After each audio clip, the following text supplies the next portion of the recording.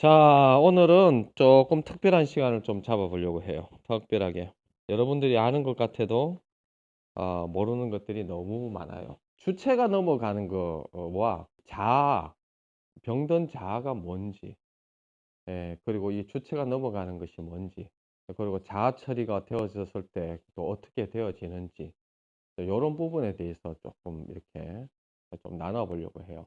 왜냐하니까 이거를 계속 좀 분별이 좀 돼져야 될 영역들이 있어가지고 이게 쉽지 않더라고요. 여러분들이 아는 것 같은데 이게 정확하게 알지 못하고 지금 또 저도 그래요. 저도 이걸 참 왜냐하니까 이게 뭐의 문제냐니까 성경에 영혼 육이 나와요. 영혼 육이 나오고 이 영혼 육의 영역이고 그리고 또 마음의 영역이고 이러다 보니까 이게 이제 이 복음이 이 영혼 육과 어떻게 연결되어져 있고 또 우리가 일상에서 살아가는데 이걸 어떻게 봐야 되고 어떻게 적용해야 되는지 이게 참 쉽지가 않아요. 아직까지도 저도 ing 가운데 있어요. ing 가운데 있는데 계속적으로 이 부분이 정립되어져 가고 있지 딱 이렇게 야 이거다 이렇게 얘기할 수 있는 것들이 아직까지도 왜냐하니까 성경에서 이 영역이 정확하게 이거다라고 얘기하는 게 좀 없어요. 그러다 보니까 그리고 이 영역에서 얘기하는 어떤 사람 또 어떤 얘기를 들어도 제 마음에 후련하지가 않아요. 후련하지도 않고 그리고 야 이거다 이렇게 이제 복음학교에서 얘기해줘도 그냥 어떤 그냥 일반적인 것 외에는 얘기해주지 않고 그것을 더 깊이 들어가서 우리 삶 속에서 구체적으로 영혼 육 가운데에서 어떻게 적용되어지는지 이거를 속 시원하게 얘기해주는 사람을 제가 한 번도 만나보지를 못했어요. 그리고 뭐 위치만이의 영에 속한 사람 책을 제가 진짜 3번, 4번 읽어봤는데도 이게 거기에서도 이게 막 이렇게 자기도 모르는 소리를 막 해놓은 것 같기도 하고 너무 복잡하게 이렇게 얽혀 있어요. 저도 이게 딱 정립된 건 아니에요. 계속적으로 이게 말씀 가운데에 또 살아가는 가운데에 더 이렇게 성경으로 더 정립해야 되고 더 정확하게 이렇게 좀 드러내야 되는 하나의 숙제 같이 이렇게 저도 신앙의 영역 가운데 홀딩 되어져 있어요. 여러분들은 뭐 이런 말 해서 죄송한데 내가 이 정도면 여러분들은 더 모르는 거죠. 여러분들 저기 복음학교 알죠? 여기 복음학교 다 해봤을 거예요. 여러분들 복음학교에서 한 번 더 얘기하자면 복음학교에서 여러분들에게 가르쳐 주려고 하는 게 있어요. 자, 복음학교에서 가르쳐 주려고 하는 게 뭘까? 이 초창기에 복음학교가 생겨난 이유가 있어요. 복음학교가 왜 생겨났냐니까 간단해요. 항상 제가 얘기했어요. 복음을 안 사라지니까. 복음을 가르치는 사람들이었고 복음을 얘기하는 사람들이었는데도 불구하고 복음을 안 사라져요. 그래가지고 어떤 일이 일어났냐, 이제 이게 순회선교단을 이제 다 이제 철회하려고 했다가 사표로까지 다 써냈잖아요. 그래 놓고 한번 이유가 뭔지만 한번 좀 알아보자. 그래가지고 이제 따져 묻기 시작한 거예요. 복음이 뭐냐? 기쁜 소식이다. 그래, 너 기쁘냐? 안 기쁘다. 너 왜 안 기쁘냐? 기쁘라고 했는데 왜 안 기쁘냐? 니 때문이다. 성경에는 뭐라고 나와 있느냐는 거야. 정말 서로 사랑하라고 하고, 그런데 그럼 너 사랑할 수 있느냐? 사랑 안 된다. 왜 안 되냐? 하면서 이제 찾아 들어간 거예요. 그래서 실은 복음학교에서 발견한 게 있어요. 복음학교에서 뭘 발견했습니까? 거짓 병든 자라고 하죠. 그러니까 어떤 사람은 병든 자라고 어떤 사람은 거짓 자라고 하고 병든 자라고 하고 거짓 자라고 해요. 결국은 뭘 발견했냐니까 이거 발견한 거예요. 복음학교에서는 복음학교가 시작되어진 이유가 뭐냐? 이것 때문에 복음이 안 사라지는 거예요. 그래가지고 이걸 깨달아가지고 왜 십자가의 도가 왜 필요합니까? 병든 자 처리하려고. 병든 자를 처리할 수 있는 유일한 곳이 어디예요? 십자가거든. 다른 곳에서는 그래가지고 마지막에 퍼포먼스 뭘 해? 마지막에 하는 퍼포먼스. 차 죽이기. 그래가지고 결론이 뭐야? 자는 못 죽이는 거야. 그럼에도 불구하고 안 죽어요. 안 죽어. 그게 자아를 죽여야 되는데 이제 십자가의 도죠. 십자가의 도가 필요한 것은 자아를 죽여야 되는데 자아가 안 죽는 거예요. 죽이고 싶은데 안 죽는데 자아를 어떻게 죽입니까? 잘 죽여야 돼. 자아를 잘 죽여야 돼. 자아를 죽이는 방법은 십자가의 도를 이루신 믿음으로. 왜냐하니까 십자가의 도에서 이미 자아가 죽었던 거야. 자아가 이미 처리되었던 거예요. 자아가 처리가 되어지지 않는 게 아니라 이미 자아가 처리되어졌다라는 것을 믿는 거예요. 그래가지고 자, 그럼 자아를 어떻게 해야 돼? 자아를 끄집어내야 되잖아. 실은 복음, 믿음, 마음에서 복음과 믿음에서 자아를 지금 끄집어내기 시작해요. 왜 어떻게 끄집어내기 시작하냐? 복음 아닌 거, 믿음 아닌 거. 그러면서 건물만 같이 이렇게 해가지고 왜 마음에 가가지고는 왜 복음 아닌 것을 좋아하고 믿음 아닌 것을 좋아하느냐는 거죠. 그놈이 뭐냐는 거죠. 복음은 아닌 것을 왜 좋아하고 왜 믿음 아닌 것을 왜 좋아하느냐는 거예요. 그게 이 병든 자아라는 거죠. 병든 자아가 복음 아닌 것을 좋아하고 믿음 아닌 것을 좋아한다는 거예요. 그래가지고 마음속에서 이 병든 자아가 드러나잖아요. 우리 속에서 병든 자아를 어떻게 끄집어냅니까? 끄집어내는 시간을 갖잖아. 그렇지. 죄된 나의 실존을 쓰잖아. 나의 복음을 쓰고 죄된 나의 실존을 쓰는 이유가 뭐냐니까 죄된 나의 실존. 죄된 나의 실존을 쓰는 이유가 뭐예요? 죄된 나의 실존을 쓰는 이유가 병든 자아를 끄집어내는 일이야. 죄를 짓잖아. 이런 죄 짓고 이런 죄 짓고 이런 죄 짓고. 이 왜 그러냐니까 이게 누구라고? 병든 자아야, 병든 자아. 이놈을 끄집어내는 거야. 뭐 죄 까발리고 죄 고백하는 게 아니야. 병든 나의 실존을 쓰는 이유는 뭐냐니까 이 존재가 누구라는 거예요? 끄집어내 가지고 병든 자가 드러나잖아요. 그럼 병든 자를 십자가에서 죽이는 게 뭐예요? 믿음으로 십자가를 죽이는 과정이 뭐예요? 나의 복음.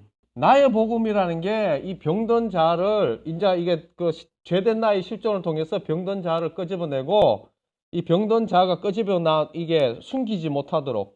왜냐하면 이전에 복음, 믿음, 마음 이 세 파트에서 복음 아닌 것, 믿음 아닌 것, 이 마음 이 파트에서 병든 자의 존재를 덜추어내요.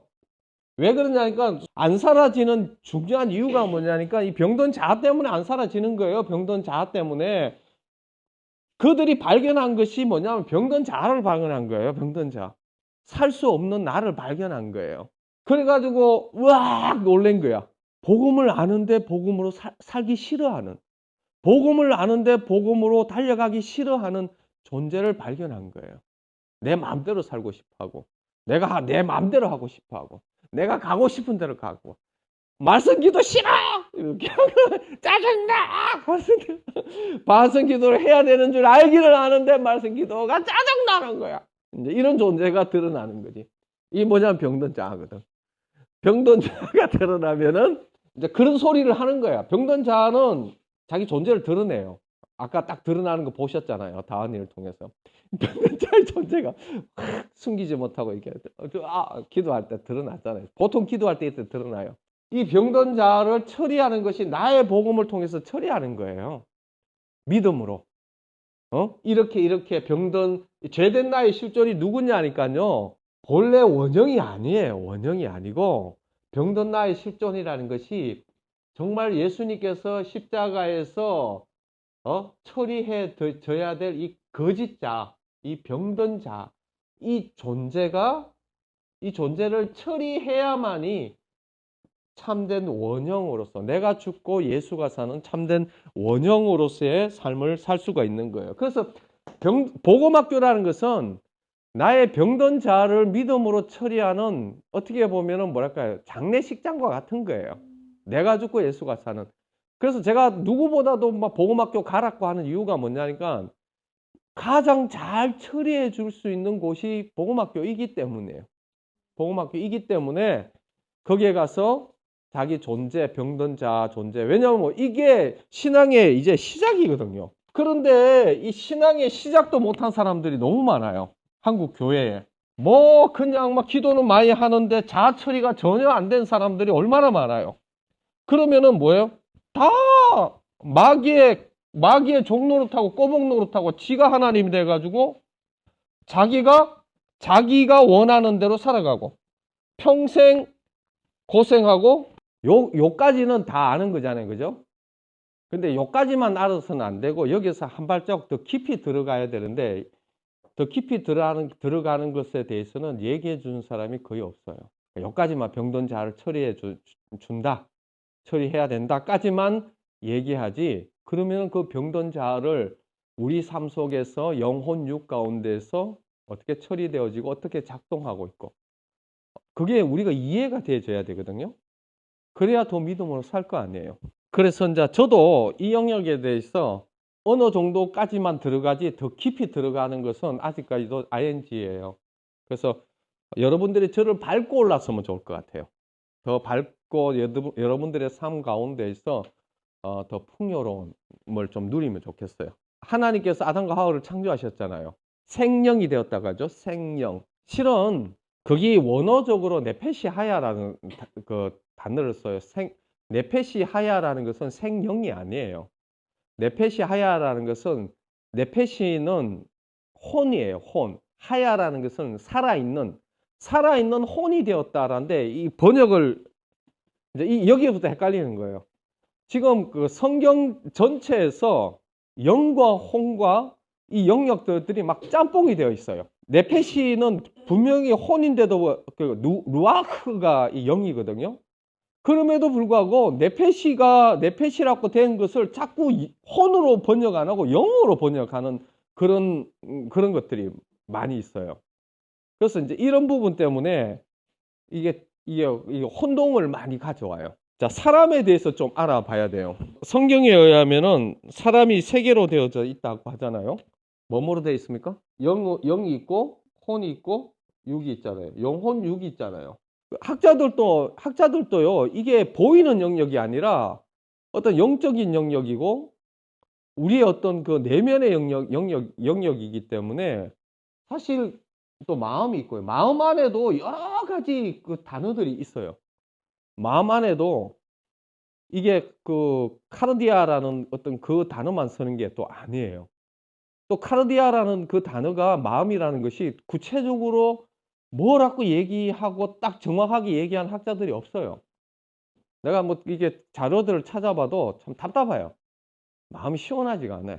성경 안에서 우리 속에서 이 영혼육의 이런 작용들이 이 거듭남과 거듭나지 않을 때에 어떻게 구체적으로 역사하는지가 이게 쉽지가 않더라고. 제가 하고 있는 것이 제가 아는 것만큼만 나가고 더 이상 못 나가요. 그리고 혹 제가 알고 있는 것이 틀릴 수도 있다라는 전제는 이렇게 얘기를 할 수밖에 없어요. 틀릴 수도 있다라는 전제를 하고 시작할 수밖에 없어요. 왜냐하니까 학자마다 다 얘기하는 영역들이 굉장히 달라요. 현재로서 저는 그것이 맞다고 생각하고 있습니다. 그리고 또 이것을 하나님께서 검증시켜 주셔야 돼요. 이 영역에서 검증시켜 주셔야 되고 믿음의 영역에서 이 영역들을 계속 제가 검증해 가고 있는 거라서 좀 섣부른 강의라고도 할 수 있어요. 자, 생혼. 그러면 우리가 알아야 되는 것이요.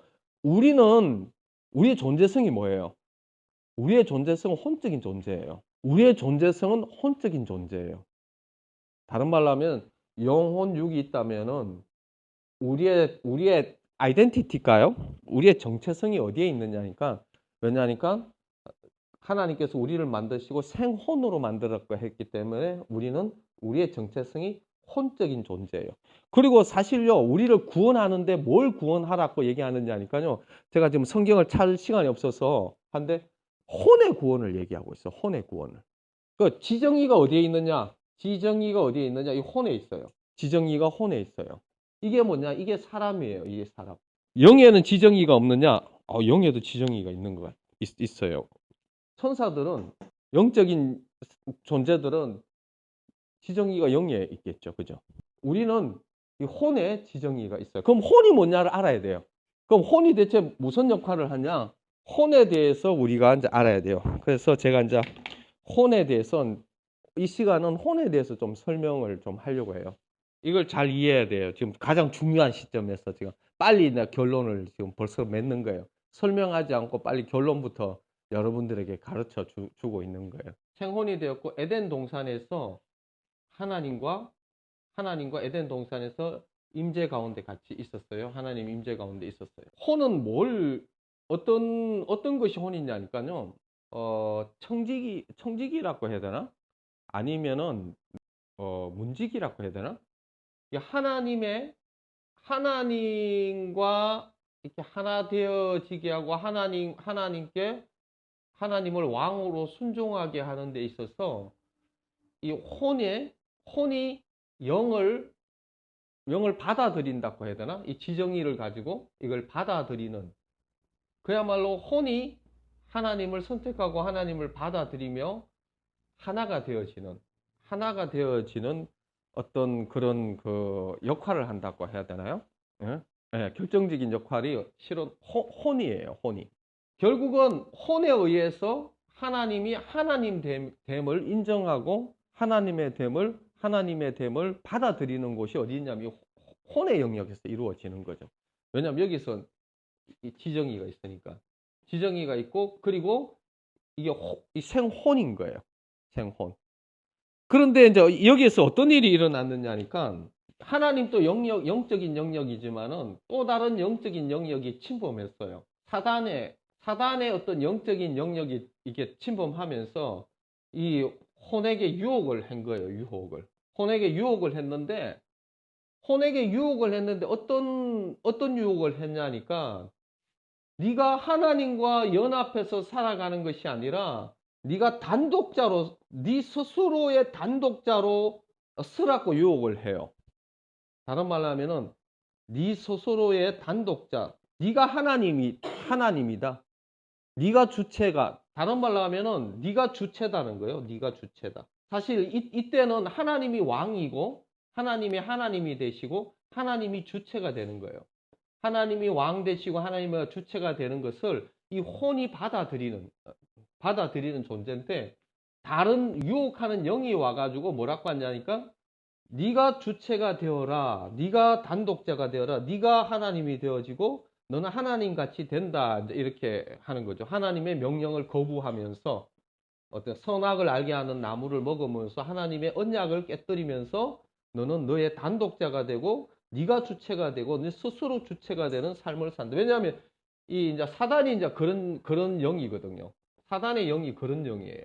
사단이 자기 스스로 주체가 되어지고 하나님의 왕권과 하나님의 것보다 자기가 스스로 주체가 되어지는, 자기가 주체가 되는 영이죠.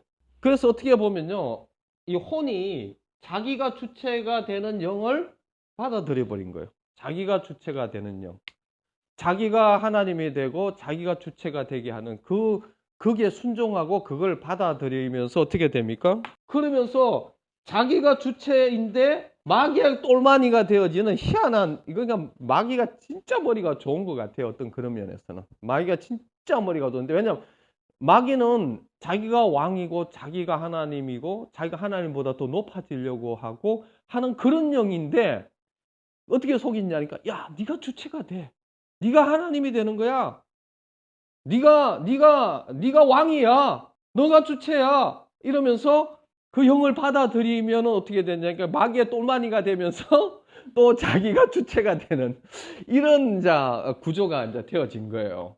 그래서 이제 이게 한번 봅시다. 그 다음에 이제 여기서 이제 더 중요한 부분, 여기서 또 하나 더 나갈게요. 굉장히 중요한 부분을 이제 설명을 할 수밖에 없는, 내가 주체가 되어지고 어떻게 보면 하나님과 이제 단절이 이제 일어나죠, 그죠? 하나님과의 이제 단절이 생긴 거예요.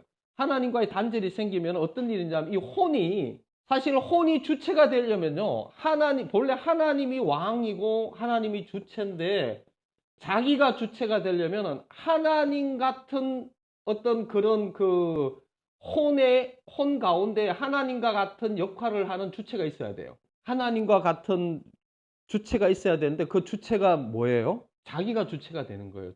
자기가 주체가 돼. 자기가 주체가 되어지고 자기가 왕이 되어지는 거예요.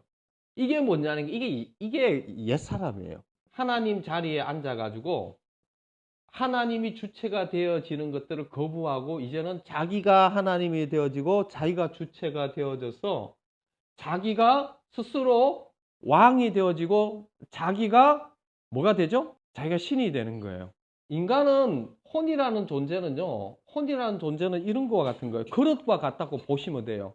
지정의를 가지고 이걸 뭔가를 품고 있어야 되고 받아들여야 돼요. 주체로 받아들여야 돼요. 하나님을 주체로 받아들이고 하나님을 주권자로 받아들이다가 이제는 어떤 자, 하나님이 떨어져 가버리니까 자기의 주권자를 만들어야 돼. 이해돼요? 혼이라는 것은 자기 스스로 존재할 수 없어요. 혼이라는 것은 이게 그릇과 같아 가지고 또 다른 하나님의 역할을 할 만한 주체가 생겨야 돼요.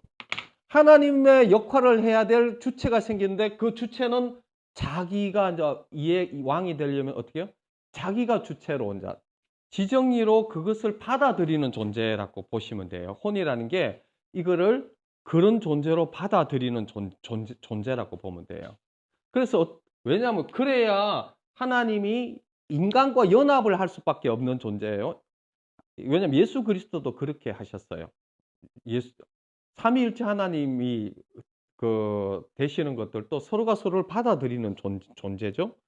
그리고 그 혼이라는 것은 이거를 받아들이는 존재, 지정의를 가지고 받아들이는 존재로서 있는 것이지. 그러면은 이제 여기서 자기가 왕이 되려면은 자기 주체가 만들어져야 되는데 이 자기 주체가 뭐냐니까 이제는 자기가 주체가 되려면은 보통 이걸 이제 에고라 자기를 에고라고 보거든요. 자기를 에고라 볼 때 이 에고가 언제 생겨나는지 아십니까? 아니 그러니까 이제 우리 이제 일반적으로 태어나면은 에고가 언제 생겨납니까? 청소년기. 어떻게 어렸을 때부터 이게 에고가 형성돼 가요. 에고가 형성돼 가면서 자아인식. 어떻게 보면 깐난 아기에서는 어떻게 보면 자아가 아직까지 형성되어져 있지 않아요. 그러다가 점점 자아 형성을 해 가요. 그죠? 그래서 그 철학자들도 이 자아 형성, 이게 이제 보면은 이게 정신분열 학자들도 그렇고 많은 이 자아에 대한 연구들이 엄청 많아요. 엄청 많은데 이 자아 형성이 이제 청소년기 때에 어느 정도 자아 형성이 이제 되어지죠. 그죠? 그런데 이때는 이제 하나님이 없다 보니까 여기에서 이 자아는 누가 형성시켜 주느냐, 그러니까 세상이 형성시켜 줘요. 세상의 부모님이나 선생님이나 세상의 환경이나 경험이나 책이나 세상에 대한 매스컴이나 이 모든 것들이 이 자아 형성을 시켜주는데 이 자아 형성 가운데 나라는 것이 이 나라는 것에서 벗어날 수 없는 것이 세 가지가 있잖아요. 육신의 정욕, 안목의 정욕, 이생의 자랑. 이 육신이라는 것에서 벗어나지 못해요. 그래서 어떻게 됐냐니까 이런 세상에서 나라는 자아가 형성되어지고 자아가 에고라는 것이 나름 형성되어졌지만은 결국은 이 에고라는 것은 나지만은 여전히 뭐에 갇혀 있느냐니까 육신의 종욕, 안목의 종욕, 이생의 자랑이라는 이 욕심에 갇혀서 이 한계에서 벗어날 수 없는 존재로서의 자아인 거예요. 아무리 눈물겨운 것이 있더라도 결국은 나라는 존재가 하나님과 분리되어져 있는 이상은 나라는 존재가 역시 하나님이고 내가 주체이고 결국은 어디로 가느냐니까 나의 주체성으로 들어가면서 욕심이라는 이 한계성 속에서 벗어나지 못하는 나라는 주체는 여전히 나에게 향해 되어져 있는 그런 존재로서 에고가 형성되어져 있어요. 그러면은 이게 혼이냐? 이 혼이 아니에요. 이게 거짓 자아예요. 이게 거짓 자아. 누가 이 거짓 자아를 형성했느냐니까 어떤 면에서는요, 이 혼이 형성한 거예요.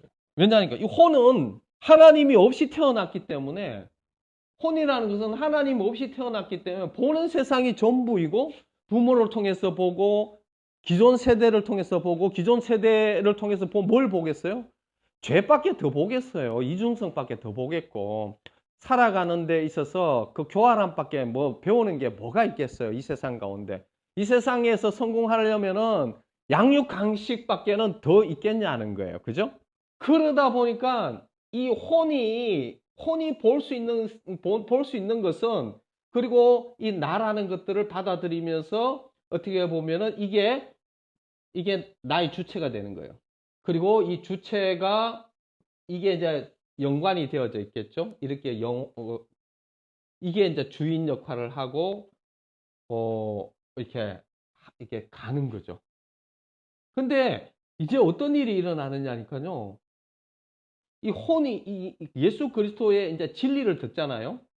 혼이 진리를 들어요. 복음을 듣고 진리를 듣고 십자가의 도를 듣고 십자가의 도를 듣고, 여기가 뭐가 있죠? 지정의가 있다 했죠. 지정의가 있는데 계속 여기와 연관되어져서 이것을 담고 있는 거예요. 이 혼이라는 그릇 안에 나라는 이게 난 줄 알고 믿고 살아가는 거예요. 그래서 계속 나가 결정하는 대로 순종하고 나가 결정하는 대로 따라가면서 이렇게 나라고 이렇게 듣고 있으면서 선하게 살고 싶지만은 선하게 살 수 없는 나의 존재성, 생명이 아니잖아요. 그 존재성 안에서 계속 고생을 하고 살아가다가 혼이 복음과 진리를 듣는 거예요. 복음과 진리를 듣고 어떻게 해요? 여기에서 이제 이거를 병든 자를 십자가로 쳐넣습니다. 여기서 그 다윗이 이제 이런 얘기를 해요. 다윗이 무슨 얘기를 하느냐니까, 내 영혼아, 너는 왜 낭망에 있느냐? 너는 하나님을 바라보라. 이렇게 얘기하죠. 그러면은 자 보세요. 다윗 안에 뭐가 있어요? 두 가지 존재가 있잖아요. 지금 바라보고 있는 존재가 있고 바라봄을 당하는 존재가 있잖아요. 다윗 자기에게 얘기하고 있어요. 그죠? 다윗 자기에게 얘기하고 있는데, 혼이 자기를 주인으로 모시고 있다가 자기를 주인으로 모시고 있다가 이 주인이 진짜 주인이 아니라는 것을 인식하게 되어지고, 그리고 정말 주인이 있다라는 것들을, 이게 지정이잖아요. 정말 주인이 있다라는 것을 알게 되어지고 이 에고를 십자가에 못 박습니다. 십자가에 못 박고 어떻게 되냐니까, 이제 이 자리에 누가 오느냐니까 하나님의 성령이 오시는 거죠. 하나님의 성령이 오시게 되어지고, 이제는 나라고 내가 주인이었고 내가 주체였던 이 존재가, 주인으로서 모시는 이 존재가 십자가에서 죽고 처리되어지고, 이제는 누가 사느냐니까 그리스도가 사시는 이 존재로 바뀌게 되어진 것이, 여기에서 이거를 주인으로 삼고 있다가 지금은 이 십자가의 도를 통해서 이것이 십자가에 죽어지고 이것이 처리되어지고, 이제는 주인이 바뀌어진 상태, 다른 주인을 모시는 상태가 새로운 존재가 되어진 거예요. 자, 그러면은 이제 여기서 한 단계 더 나가서 한번 생각해 봅시다. 이제 주체를 바꿔야 돼요. 주체가 바뀌는 역할을 이제 어떻게 보면은 하는 거예요. 우리 혼이, 지정의를 가지고 있는 혼이 이제는 주인을 모시는데, 옛날에 내가 모셨던 그 옛사람이 주인이 아니에요. 이제는 새로운 주인을 모시는 거예요. 자, 그러면은 내가 나라고 모셨던 그 주인의 십자가에서 처리되어졌어요. 그 주인이라는 것은 누가 만들었냐니까, 세상이 만들었고 마귀가 만들었고 내가 만들고 나의 경험이 만들고 세상의 지혜가 만들고, 세상에 그것을 나의 주인이라고 모셨고 나라고 그렇게 생각하고 있는 그 존재가, 그 옛사람이 십자가에 죽었어요. 죽고 어떤 존재가 이제 생겼나 하니까, 성령님이 오시면서 예수 그리스도가 주인이 되는 그런 새로운 존재가 되어졌어요. 혼이 누구를 모시느냐? 혼이 한때는 하나님과 관계가 끊쳐져서, 자기가 자기라고 믿었던, 자기가 자기라고 생각했던 것을 주인으로 섬기고 있다가, 그 주인으로 섬기는 그 혼이 진리를 듣고 십자가에서 죽고, 이제는 진짜 진짜 주인 되시는 성령님께서 임재하시면서 진짜 주인이 되시는 예수 그리스도로 이제는 주인으로 삼은 거예요. 여기까지 이해되죠? 그러면은 우리 속에서요, 한번 보세요. 여기 혼이에요. 옛날에 내가 주인이었을 때는 이게 자아가 있어요. 거짓 자아. 거짓 자아가 이게 주체가 될 때, 이게 주체가 될 때는요, 사람을 만날 때에 자아와 거짓 자아가 여기 사람을 만날 때에, 그리고 사건이 일어날 때, 상황이 발생할 때, 할 때에 여기 이 자아가 나의 주인인 거예요. 나의 주인이기 때문에 반드시 이것의 주체가 되어지고 여기에 혼을 통해서 문지기가 해야 되나? 여기에서 순종하는 일이 이제 일어나겠죠. 그러면서 육을 통해서 죄를 짓고 뭐 어떤 데는 뭐 도덕적인 일도 좀 하겠죠. 예? 이렇게 되어지면서 상황과 사건과 사람, 누가 이 모든 사건을 누가 해석하느냐니까 이 자아가 해석하는 거예요. 자아가. 반응이 누가 반응하느냐니까 이게 주인이 되어져서 얘가 반응을 하는 거예요. 그리고 혼은 지정의를 가지고 이게 자기라고 생각하기 때문에 지정의를 가지고 자기가 그렇게 반응하고 자기가 이렇게 생각한다고 해서 움직이고, 어떻게 보면은 이게 이 상태가 마귀가 심어놓은 똘마니 같은 거예요. 꼬봉. 마귀가 심어놓은 꼬봉이 자기인 줄 알고 혼이 순종하고 있었던 삶을 살아왔던 거예요. 혼 자체가 지정의를 가지고 있지만은 자기가 이것이 자기라고 생각했기 때문에 계속 여기에 다름은 마귀가 심어놓은 이 꼬봉에 속아서 계속 이 꼬봉이 해석하고 이 꼬봉이 반응하고 이 꼬봉이 느끼는 것을 자기라고 생각하면서 계속 반응을 하면서 죄를 지었고 미워하고 난리를 쳤던 것들이 뭐냐니까 이게 자기라고 생각했던 거예요. 이게. 왜냐하면 혼이라는 것은 이 혼은 그릇과 같아서 이것을 주인으로 모시고 있는 상태였기 때문이에요. 혼은 이것이 자기라고 생각했던 거예요. 이제 십자가에서 얘가 죽어버렸어요. 이게 이제 없어졌어요. 없어지고 새로운 주인을 만났는데 이제 성령님께서 이제 주인인데, 자, 성령님이 어떤 분이냐니까 이 마귀같이 이렇게 이 병든 자와 같이 이렇게 막무가내 하는 분이 아니세요. 이분은 너무 인격적이신 분이야. 성삼위 하나님께서도, 자, 하나님의 성향과 성품을 여러분들이 좀 알아야 돼요. 성령님은 누굴 드러냅니까? 예수 그리스도를 드러내요. 예수 그리스도는 누굴 드러냅니까? 아버지를 드러내요. 항상 서로가 자기를 드러내고 자기가 이렇게 하는 것이 아니죠. 마귀는 들어오면 어떻게 해요?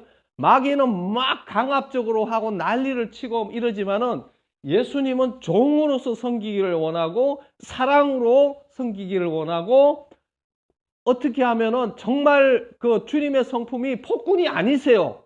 성령님도 폭군이 아니시고 아버지도 폭군이 아니신 거예요. 한때 폭군인 놈이 죽어버렸는데 폭군인 놈이 죽다 보니까 우리의 혼이 그게 너무 이렇게 훈련을 받다 보니까 하나님이 폭군이면 좋은 거야. 예? 하나님이 폭군이면 좋은데 하나님은 폭군이 아니고 하나님은 우리를 너무 또 이렇게 뭐랄까 해야 되나요? 너무 우리를 존중해 주시고 부드럽게 이렇게 자꾸 하시는 거예요. 그래서 우리가 기도해야 되는 게 주님 다 서려 주십시오. 왕이면은 주님이 통치가 일어나고 하는데 주님은 정말 우리를 기다려 주시고 우리를 세워 주시고 하는 분이잖아요. 그러다 보니까 이 혼이 옛날에 이 습관과 옛날에 이런 영역에 자꾸, 예를 들어서 손이 잘리면요, 발이 잘려도 발가락이 자꾸 간지러워요. 없는 발이 자꾸 간지럽다고 느껴요. 뇌가 그런지, 하여튼 뇌가 그렇게 훈련을 받았는지 없는 발에 발가락이 간지럽다고 느껴서 이렇게 간지려고 하면 발이 없어. 그러나 그런 느낌과 그런 경험들, 그런 것들은 여전히 존재하고 있죠. 없는 헛상이죠, 헛상. 이미 십자가에서 다 처리되어진 이 헛상. 이미 없는 이 헛상인데도 불구하고 이 헛상에 속아 넘어가는 어떤 그런 웃기는 현상이 우리 삶 속에서 있어요. 자, 그러면은 사람이 있어요. 사건이 있습니다. 하나님께서는 사람과 사건과 환경을 통해서 끊임없이 이 허상이 허상됨을 보여주시기 위해서 끊임없이 주님이 이 영역을 훈련시키십니다. 10분간 휴식하고 화장실 갔다 오시고, 아까 얘기했죠. 혼이지정이라고 그릇과 같이 주인을 모시고 있다는 거. 그 주인이 자기가 주인이었던 거죠. 마귀의 사단의 속임에 빠져가지고 마귀의 꼬봉과 같이 자기가 주인인 줄 알고 그게 자기인 줄 알고 그렇게 믿고 자기에게 한계성 속에 살지도 못하면서 그렇게 살아가는 존재였습니다. 그리고 심지어는요, 얘가 중심이 되면요, 얘가 복음을 살아보려고 하고 얘가 선하게 살아보려고 하고 얘가 하나님 일을 하려고 하고 얘가 거룩하게 살려고 하고 얘가 뛰어나게 살려고 하고 하는 것이 이 꼬봉을 세워놓고 이 한계성 속에서 못 벗어나게 하게 하는 것이 사단의 전략이에요. 사단의 전략. 사단의 전략은 병든 자가 사단의 전략이에요. 병든 자, 거짓자. 거짓자. 심지어는 이 꼬봉을 드러내는 게 뭔지 아세요?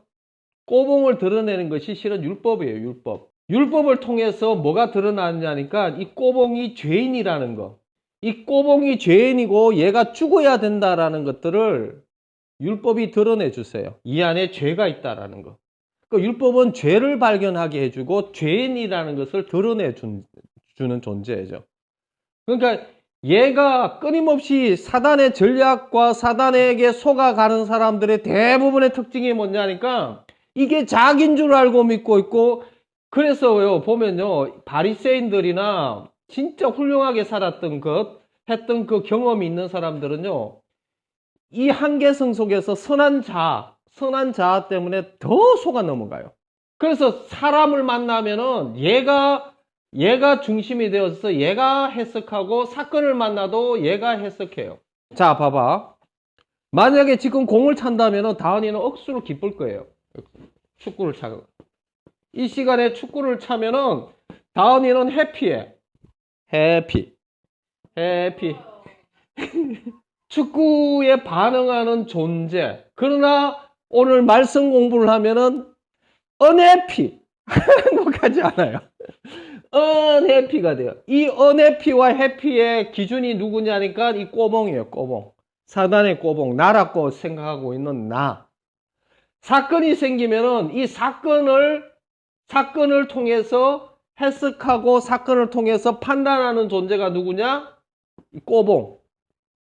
나라고 생각하는 존재. 그러면 어떻게 해요? 이것이 옳던 것, 예를 하나님께서 사람을 보내고 사건을 보내도 하나님이 사람을 보낸 데는 이유가 있는데 하나님의 뜻에 대해서는 관심이 없어요. 얘가 무조건 지가 판단하고 지가 하나님이잖아요. 이게 하나님이고 이게 지가 신이거든. 지가 하나님이고 지가 신이니까 이 사람 하나님의 뜻과 상관없이 지가 판단하고 지가 해석하고 지가 결론 내리는, 내한테 주어진 그 모든 일들을 누가 결정하고 누가 판단하느냐? 얘가 판단하고 결정하는 거예요. 사건과 상황을 그러면서 얘는 어떻게? 율법도 지가 살아보려고 하고 복음도 지가 살아보려고 하고 자기가 하나님이니까 절대 자기의 감옥에서 못 빠져나오면서 평생토록 자기가 자기인 줄 알고 복음을 받았어도 십자가도 얘가 십자가를 적용하려고 해요. 얘가 십자가를 적용하려고. 그러면 어떤 반응이 나오겠어요? 얘는 반드시 반응해요. 숨기지 못해요. 왜냐하면 하나님께서 사람을 통해, 어떤 사람을 통했냐니까 얘가 감당 못할 사람을 꼭 주님 붙여주세요. 얘가 감당 못할 사람을 붙여주면 어떻게 해요? 얘 존재가 드러납니다. 존재가 드러나요. 존재가 드러나면 이걸 자기라고 생각하고 있어요. 존재가 드러나면 이게 자기가 아니라 이게 거짓자라는 거예요. 반응하고 있는 게 거짓자하고 병든 자하고 사단의 꼬봉이고 이게 죽어야 된다는 건데도 불구하고 자기인 줄 알고 끝까지 자기의 감정, 자기의 느낌, 자기의 이 모든 것을 자기라고 판단하면서 그게 반응을 해요. 반응을. 여기 순종을 해요. 순종. 자기라고 생각. 그래서 어떤 열매를 맺습니까? 예. 요 놈의 열매를 맺는 거예요. 요 놈의 열매를. 하나님의 뜻에는 관심이 없어요. 오로지 모든 사건을 누가 걸러버리냐. 얘가 문지기와 같이 앉아가지고 지가 다 통제하고 지가 다 관리하고 지가 해석하고 지가 판단하고 하나님이 이 사건을 왜 주시는지 하나님이 왜 이런 사람들을 붙여주시는지 왜 일이 일어났는지 상관이 없어. 무조건 지가 기준이야. 그러면 어떻게? 못 견뎌내 얘가. 하나님이 어떤 분이신데 이 모든 상황을 통해서 얘 못 견디게 만들어요. 그래서 자아 처리되지 않는 사람의 특징이 뭐냐니까요. 지가 견딜 만큼 견디고 지가 못 견딜 쯤에는요 폭발해요. 드러나. 대부분 동일하게 얘기해요.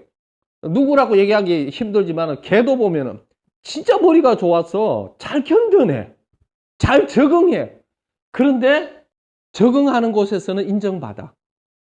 근데 더 이상 적응하지 못할 그런 구조 속에 주님이 집어넣어 버려요. 그럼 어떻게 해요? 도망가 버리고 터져 버려요. 사라져 버려. 여전히 주체가 누군지 아니까 자기가 주체라서 그래요. 자기가 주체라서. 한 번도 주체가 바뀐 적이 없어. 한 번도 십자가에서 자기가 죽은 적이 없어. 속고 있는 거예요. 나의 능력만큼만 참는 거야. 내가 참을 수 있는 만큼만 견디는 거야. 그리고 견디지 못할 때, 참을 수 없을 때 어떻게 해요? 요 존재가 이제 드러나는 거죠. 그래서 보통 요 존재를 누가 드러내냐니까 율법이 드러냅니다. 율법이 드러내서 죄인인 것을 보여줍니다. 자, 그러면은 이 자아가 처리된 사람, 자아가 처리된 사람의 방향과 반응이 어떻게 일어나느냐? 사람이 만나잖아요. 사건이 생기잖아요. 어떤 문제가 일어나잖아요. 내가 싫어하는 사람이 왔어요. 내가 싫어하는 상황이 발생했어요. 내가 짜증나는 일이 발생했어요. 옛날 같으면요, 그게 다 반응하고, 그것 때문에 죄짓고, 그것 때문에 싫어하고, 그것 때문에 짜증나고, 그것 때문에 화나고, 그것 때문에 시흥질나고 하는 것들을 다 하는 그 존재가 죽고 난 다음에는 어떤 일이 일어나니까 싫어하는 사람이 왔다가 반응하는 사람이 없어. 반응하는 사람이 없어. 반응하는 사람이 없을 때 관조할 수 있어요. 관조. 관조라는 것이 뭐냐니까 이 상황을 객관적으로 볼 수 있어. 내가 반응하고 내가 그 감정에 반응하는 존재가 아니라 감정에 반응하지 않고 그냥 객관적으로 이렇구나 밀물같이 왔다가 설물같이 지나가게. 사람이 왔는데 옛날에는 그 사람의 하나하나 반응을 하면서 이 병든 자아의 꼬복 녹화를 하면서 이게 난 줄 알고 온갖 반응에 병신돼가지고 다 반응했던 존재지만은 이 존재가 십자가에서 처리되어지고 죽은 존재는요, 반응을 하는 게 아니라 이 사람이 반응을 완전히 하지 않을 수는 없어요. 그러나 이 사람에 의해서 열매 맺지는 않아요. 이 혼이. 아픔이 없는 게 아니에요. 아픔이 느껴지만은 여기에 대해서 열매를 맺지 않아요. 어떻게 해요? 그냥 민물같이 왔다가 설물같이 빠져나가요. 사건이 생기잖아요. 그 사건이 생겨서 사건이 흘러갑니다. 인도 선교사가 추방돼 버리면요, 그게 모든 것들을 다 쏟아 부어졌고 추방 선교사가 될 때에 추방 선교사들은요, 그것 때문에 정신적인 타격을 받아가지고 심지어는 대인 기피증이나 우울증에 걸리는 선교사님들 굉장히 많아요. 왜 그런지 아니까 병든 자아가 생기면 이 추방이라는 사건을 통해서 여기에 반응하기 때문에 이게 반응하기 때문에 얘를 병신 만들어버려요. 왜 자살하는 줄 알아요? 수많은 사건들이 있는데 그 사건에 일일이 반응하다 보니까 죽고 싶은 거야. 살기 싫은 거야. 상처받는 거야, 상처. 상처를 받는 이유가 왜 상처를 받아요? 반응하니까. 내가 살아있으니까. 그러니까 반응하고 이게 난 줄 알고 자살하고 우울증 걸리고 대인기피증 걸리고 하는 이유가 뭐냐? 반응하지 말라는 게 아니라 반응하는 내 존재가 죽었다는 거야. 아니, 그 꼬봉이 십자가에서 죽었음을 선포하고 그걸 믿음으로 받는데 그 반응할 수 있는 게 뭐가 있어? 추방이 딱 일어났을 때에, 추방이라는 사건이 딱 일어났을 때 여기에서 반응하는 것이 아니라 이것을 관조할 수 있어야 돼. 진짜 죽은 사람은 관조할 수 있어요. 언젠가 아빠에게 가장 약한 게 뭐냐니까, 아빠에게 가장 약한 게 뭐냐니까 엄마야.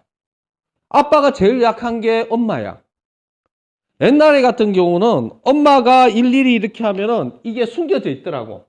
다른 거는 다 관조할 수 있는데 엄마는 관조가 안 돼.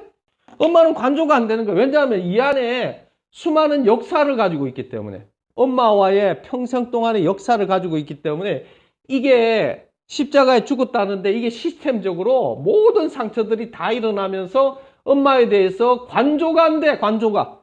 그냥 있는 그대로 관조가 안 되는 거야. 그럼 어떻게? 계속 이 단계가 넘어갈 때까지 하나님께서 계속 훈련시켜. 안 둬. 그냥 안 둬. 계속 훈련시키면서 내가 이 존재, 이 영역에서 못 넘어가고 있다는 것을, 그 존재를 계속 드러내. 그럼 어떻게?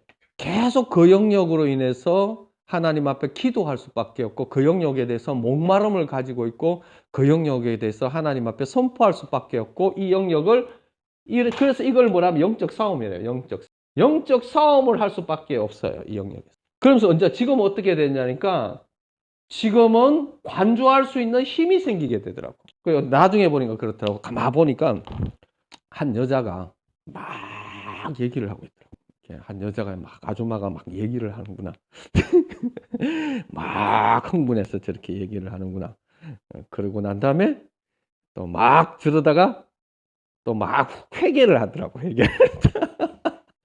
얘기를 막 하는 아줌마가 있다가 또 한참 있다 보니까 또 막 회개하는 아줌마가 있다가 그러더라고. 그러면서 느낀 게 뭐냐니까, 아, 이게 관조구나라는 걸 그때 내가 이게 봤다고. 옛날에는 말 한마디 한마디에 내가 반응을 했다고.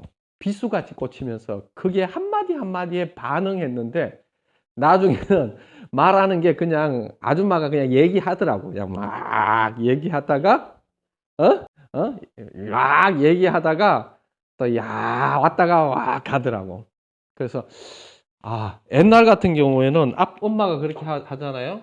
하면은 내가 여기 일일이 반응하면서 오래가 상처가 돼. 이게 여기에 반응하기 때문에 내가 상처가 되더라고. 일일이 여기에 이 누구냐니까, 죽었음에도 불구하고 아직까지 처리되어져 있는, 정복되어져 있지 않는 왕들, 그 중에 가장 나에게 강력한 왕 중에 숨어있는 왕이 드러나서 여기에 반응하고 있는데, 이것이 다시금 주님이 십자가에서 처리하게 하시더라고. 처리하고 나니까 어떻게? 믿음으로 통제가 되죠. 반응하는 것이 아니라 관조할 수 있는 힘이 생기는 거예요. 관조할 수 있는. 십자가에 처리된 사람과 이 병든 자가 처리된 사람과 처리되지 않는 사람의 특징. 처리되지 않는 사람은 모든 사건을, 모든 상황을 자기가 객관적으로 못 봐요. 자기가 신이 되어져서, 자기가 하나님이 되어져서 자기가 판단하고 자기가 결정합니다. 여기 있어. 그러나 이것이 십자가에 처리되어졌잖아요. 그러면은 모든 사건을 객관적으로 민물과 같이 와서 객관적으로 볼 수 있는 힘이 생깁니다. 반응하지 않고 저렇게 막 화를 내는구나. 그리고 갔네. 이런 사건이 생겼구나. 갔네. 있는 그대로 볼 수 있는 힘. 있는 그대로. 사람에 있는 그대로 볼 수 있는 힘. 사건을 있는 그대로 볼 수 있는 힘이 관조예요. 그냥 보고 이렇게 객관적으로 볼 수 있는 힘. 그게 생겨야 하나님의 성령님께서 일을 하실 수가 있어요. 그리고 성령님께서 막무가내 일하시는 게 아니에요. 그리고 하나님께서 이런 사건들을 누가 주시는 겁니까? 하나님이 허락하시는 거예요. 이 사건을. 이런 하나하나의 모든 만물이 주님에게서부터 나오고 주님으로 말미암고 주님에게로 돌아가는데 이거 꺼졌다. 자아가 죽은 사람은 모든 사랑과 사건에 있어서 반응하는 것이 아니라 이것을 객관적으로 바라볼 수 있고 자기의 감정과 자기의 견해와 자기의 해석을 집어넣지 않고 있는 그대로 볼 수 있는 관조하는 힘이 생긴 사람은 병든 자가 죽은 거예요. 나름 처리된 거예요. 완전하게 완전하게 반응하지 않는 사람은 세상에 없어요. 저도 예를 들어서 추방되었을 때에 그 추방에 대한 이 충격과 추방에 대한 감정과 그 반응, 어떤 그런 느낌들, 그리고 어떤 그 무게감, 그런 것을 안 느끼는 건 아니에요. 느끼지만은 추방이라는 그것을 있는 그대로 볼 수 있고 이것 때문에 나의 삶을 망가뜨린다든지 나의 삶을 막 이렇게 휘저어버리지 않고 추방이라는 것을 있는 그대로 볼 수 있는 힘이 생긴 거죠. 그래서 이거를 가만 보니까 성령님께서 내 안에 말씀해줘요. 뭐라고 말씀해주냐? 이거는 선물이다. 그리고 이거는 인도 정부가 준 것이 아니고 이거는 하나님이 주시는 것이다. 라고 어떻게 해요? 내가 해석하는 것이 아니라 성령님께서 이런 사건에 대해서 믿음으로 정리를 내려주시는 거예요. 하나님의 시각으로 받고 하나님의 시각으로 볼 수 있는 관조하고 객관적으로 볼 수 있는 사람이 되게 되어지더라고요. 내가 반응하는 자가 아니라 목요일날 성경 공부 다은이가 제일 힘들어하는 짜증나는 이 시간은 간단하게 말하면은 하나님이 허락하시는 객관적인 시간인 거예요. 그냥 이 시간은 이렇게 하나님에게 내게 허락하시는구나. 여기에 대해서 반응하고 해석하고 하는 존재는 누구냐니까 이게 병든 자하고 거짓 자예요. 얘는 못 견뎌내. 요 존재가 드러나게 하시는 분이 하나님이신 거예요. 그래서 얘가 끊임없이 영적 싸움 가운데 이게 이제 영적 싸움을 해야 되는 거예요. 영적 싸움 가운데 이 존재가 죽고 이제는 어떻게 해요? 객관적으로 볼 수 있는 여기에 반응하고 내 감정이 이게 난 줄 알고 나라고 생각해서 일일이 반응하고 여기에서 뭐 좋고 싫고 하는 어떤 그런 존재가 아니라 이제는 있는 그대로 볼 수 있는 어떤 사람을 만나든지 간에 사람이라는 것은 존재가 다 드러날 수밖에 없어요. 자기가 참을 수 있는 건 한계가 있어요. 그 참는 거 한계 이상 못 나가요. 그럼 어떻게 해요? 이 존재가 드러나잖아요. 존재가 드러났을 때 해야 될 일이 뭐냐니까 그때 십자가인 거예요. 이 존재를 죽여야지. 이 존재에 순종하고 이 존재에 반응하면은 육을 따라가는 거고 병신되는 거예요. 십자가의 원수가 되는 거예요. 이때는 영적 싸움으로 이 존재를 처리해 버려야 자기 존재를 드러냈을 때에 이 존재를 십자가에서 처리해 버리잖아요. 언젠가는 처리해야 돼요. 처리 못하면 평생 뺑뺑이 돌아요. 그러면은 여기서 결론 내리고 처리해야지.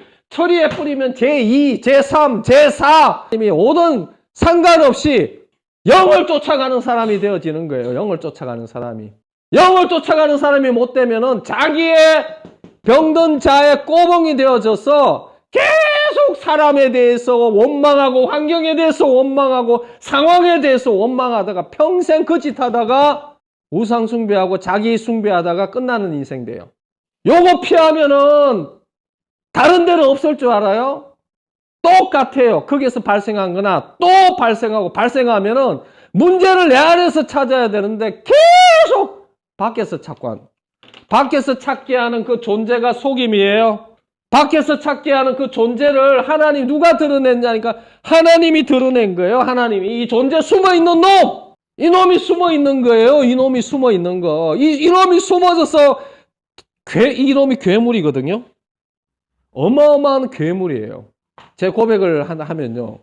암만 생각해도 나는 큰 잘못이 없는 것 같아.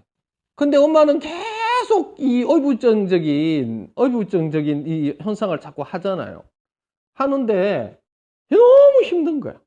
너무 힘든 거야. 그러다 보니까 누굴 원망하느냐니까 계속 아내 원망밖에 안 해요. 아내. 아니 내가 뭘 잘못했냐고, 내가 바람을 피웠냐고, 내가 뭘 했냐고, 그거 아닌데 왜 하나님은 나를 괴롭히시느냐고, 왜 저렇게 결혼을 들어놓더니만은 저 무시무시한 여자를 결혼 붙여놔가지고 나를 이래 죽이느냐고, 내가 뭘 잘못했냐고 하면서 그냥 하늘을 향해서, 옛날에는 하늘을 향해서 주님하고 대판했지만은 이제는 그거는 이제 바뀌었어.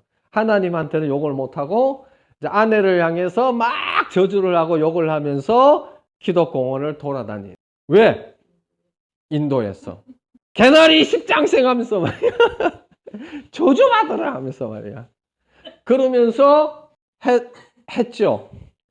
아마 내가 생각했을 때에 아내가 아니었으면 내 존재 안 드러났어. 정말 아내가 아니었으면 내 존재는 숨겨졌어요. 솔직히 해놓고 선교도 별로 어렵지 않았어요. 막 난리를 쳤지만 내가 참을 수 있는 한계가 있었어요. 내가 견딜만 했어요. 목회? 나름 견딜만 했어요. 그냥 내 한계 안에서 이렇게 견디면서 거룩한 척하고 내 존재가 이렇게 폭로되지 않고 그냥 적당하게 살아갈 만한 어떤 그런 영역이었죠. 그런데 아내는 이거는 내 존재가 드러나지 않을 수 없도록 하나님의 조치였어요. 하나님의 조치. 이거는 견딜 수가 없는 거예요. 감사하게도 내가 그때 내 아내가 나의 존재를 드러냈는데 그때 내 존재를 처음 봤어요. 솔직히 해놓으면.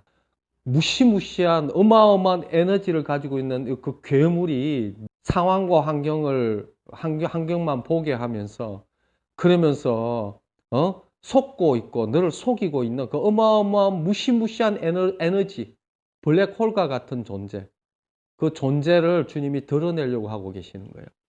그 존재가 드러나면은 그걸 뭐 내가 십자가에 못 박고 그런 차원이 아니야. 그건 내가 십자가에 못 박을 수 있는 게 아니야. 그냥 주님이 구원해 주셔야 돼. 오, 이게 나오는데요. 그 존재가 드러나는데 이거는 무시무시한 존재예요. 러워야단 같은. 그야말로 마귀와 딱 붙어 있어. 마귀가 나와요. 마귀가 나와. 그리고 그 원통함과 억울함과 그 분함, 무시무시한 그 존재가 나오는데 나를 그냥 삼켜버려요.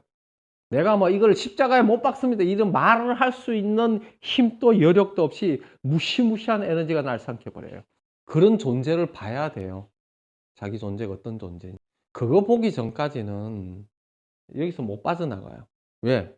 얼마나 악독하면은 주님이 계속 그 존재를 보여주고 드러내주고 또 보여주고 또 드러내주고 하는 그 일을 계속적으로 하고 계시는 거예요. 근데도 불구하고 그런 존재가 지금 덜쳐내고 있는데도 불구하고 그렇게 덜쳐내고 있는지도 모르고 그냥 그렇게 이 얘기해줘도 못 알아들어요. 이거 얘기해줘도 못 알아들어. 알아듣는 것 같지? 아니, 알아들으면은 자유해요. 모든 방황이 끝나버려. 내 얘기가 알아들어진다 그러면은 결론이 나버려. 인생의 결론이 나버리고 자유, 그때 진리가 너희를 자유케 하라는 것과 같이 그냥 모든 방황과 그 모든 것이 끝나버리고 자유케 되어지면서 이제는 안식할 수 있는 존재가 되어지. 안식할 수 있는 존재. 내 속에 안식이 없다. 악인은 평강이 없다. 마음속에 평강이 없으면 악인인 줄 알고 계시면 돼요. 내가 악인이구나. 죄인이구나. 무시무시한 악인이구나. 악독한 이 악이나. 라는 거를 왜냐하니까 악인은 평강이 없어요. 본래 그런 거예요. 오늘은 요 정도만 좀, 이 호는요, 절대 이 앞에 병든 자아를 세우면 안 됩니다. 거짓 자아를 세우면 얘가 다 해석하고 얘가 결론하고 지가 하나님같이 하나님의 뜻과 상관없이 지 마음대로 해석합니다. 지가 하고 싶은 대로, 지가 가고 싶은 대로 가고 지가 하고 싶은 대로 하고 지가 반응하고 싶은 대로 반응하는 지가 지 성질대로 하는 이 악독한 이 존재, 사단과 딱 연결되어 있는, 사단과 딱 삼위일체로 딱 붙어 있는 이 존재, 이거 끄집어내면 마귀까지 올라오는 존재, 이 존재랑 이걸 죽여야 마귀와의 관계와 끈이 다 끊어져요. 저만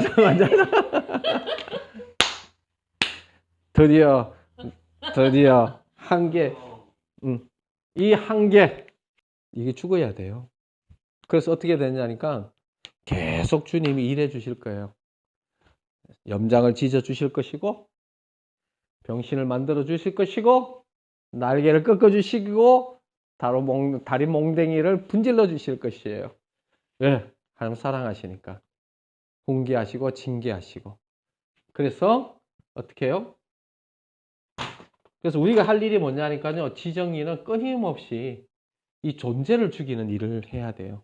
우리 안에서 내가 죽고, 사실은 내가 죽으면 돼요. 그럼 예수가 사는 것은 예수가 알아서 살지 말라 해도 살아요. 그거는 우리가 할 일이 아니에요. 우리가 할 일은 끊임없이 내가 죽는 일만 하면 됩니다. 내 존재가 십자가에서 처리되어지는 일을 하고 내게 일어나는 그 모든 사건 앞에서 관조할 수 있고 객관적으로 볼 수 있고, 그럴 때 성령님께서 내가 어긋나지 않도록 바르게 세상을 볼 수 있고 바르게 판단할 수 있도록 그때 일하는데, 여전히 내가 주인일 때는요, 주인일 때는 성령의 역사를 다 막아버립니다. 그래서 성령의 길을 못 따라가죠. 성령의 열매도 못 맺는 거예요. 성령님께서 계속 말씀을 가지고 성령의 검으로 계속 말씀 기도할 때에, 또 말씀을 볼 때에 계속 찔러 주실 거예요. 영과 혼과 관절과 골수를 찔러 쪼개기까지 하실 것입니다. 얼마나 감사한지. 네. 그러면은 이제 자유하는 거예요. 어떤 사람이 내 앞에 서든, 어떤 상황이 발생하든, 어떤 환경이 일어나든 상관없이 그거를 객관적으로 받을 수 있어요. 객관적으로 받을 수 있죠. 그리고 만물이 주님에게서부터 나오고 주님으로 말미암고 주님으로 돌아가는 이 일을 하게 하시는 겁니다. 이해되십니까? 내 해석과 내 주관을 집어넣는 것이 아니죠. 성경 말씀을 읽을 때도 조심해야 되는 게, 그렇게 하면 안 되고 항상 성령님께서 조명해 주시고, 성령님께서 말씀해 주시고, 성령님께서 깨닫게 해 주시는 영역이 있어야 돼요. 이 병든 자가 복음을 살려고 할 뿐만 아니라 병든 자가 성경을 해석하려고도 해요. 항상 왜냐하면 병든 자는 지가 해석하고 싶은 대로 해석하고, 지 경험으로, 지 한계, 지 능력 가지고 성경을 보기 때문이죠. 그래서 병든 자가 죽어야, 그래야 성령님께서 주체가 되지. 주님이 주체가 되는 거죠. 그래서 끊임없이 나가 주체됨을 거부해야 되는 거죠. 나의 주체됨이 거부되어지고, 이제는 하나님이 주체됨이 세워지는 거죠. 내가 십자가에서 죽을 때에, 나의 이 병든 자가 처리되어질 때에, 그때 하나님의 주체됨이 세워지는 것은 내가 세우는 게 아니에요. 내가 할 것은 나의 자아를 십자가로 믿음으로 받아들이는 거. 내가 또 못해요. 이 혼은 지정의를 가지고 십자가로 가서 참된 주인을 받아들이는 거죠.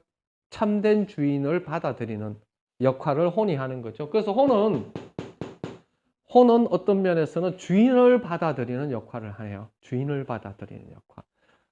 틀린 주인, 잘못된 주인을 받는 것이 아니라 참된 주인을 받는 역할을 하는 거죠. 영혼 육을 통해서 한 가지 우리가 배울 수 있는 것은, 십자가에 죽은 사람은 관조할 수 있고 십자가에 죽지 않은 사람은 관조 못해요. 여전히 자기가 주인이 되어서 자기가 왕 노릇하고 자기가 신 노릇합니다. 그러나 정말 죽은 자는 객관적으로 모든 것에 반응하지 않고 객관적으로 볼 수 있는 자다. 오늘은 요거 한 개 얘기해 줄 수 있을 것 같아요.